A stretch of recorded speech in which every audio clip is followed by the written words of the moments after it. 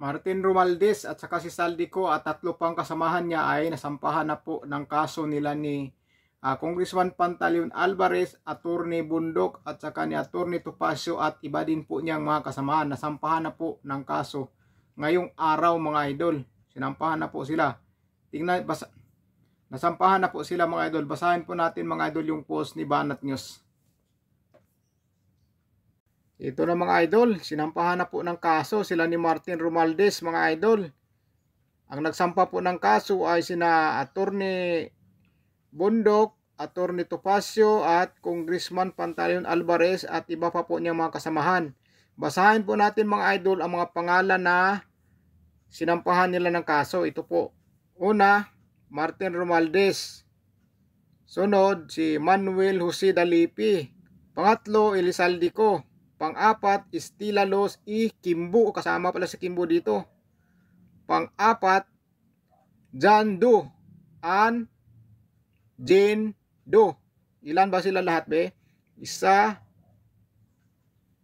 dalawa, tatlo, apat, lima, anim. Anim po sila yung sinampahan ng kaso mga idol. Basahin po natin kung anong kaso na isinampas kanila. Post po ito mga idol ni Banat News. Basahin natin dito. The Anti-Graft and Corruption Practices Act causing injury to government and the people amounting to 241 billion included in the complaint, along with falsification of legislative documents. Revised Penal Code Art 170 responded from those initially identified during the press conference last Saturday were added. Nasampahan na nga sila ng kaso ng graft and corruption mga idol. Nasampahan na po nila ni Attorney Topacio mga idol. Sana lumabas po ang mga katotohanan mga idol. Kung ano ba talaga ang nangyari mga idol sa budget ng bansa natin mga idol.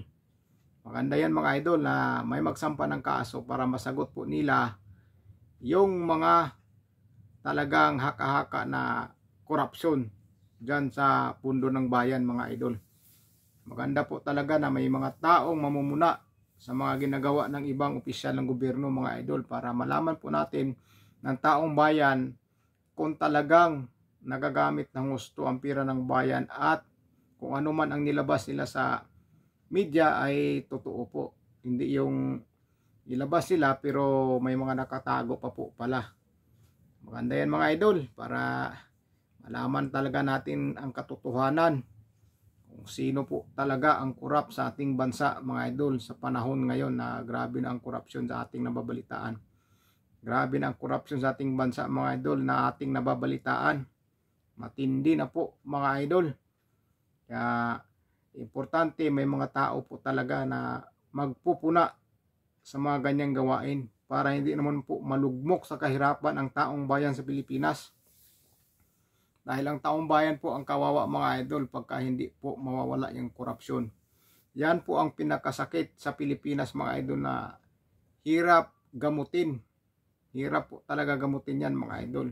At pasalamat na lang po tayo na may mga taong nagmamalasakit dyan na mapuna yung mga gawaing ganyan na hindi maganda. At nakakasira sa pag-unlad ng ating bayan mga idol.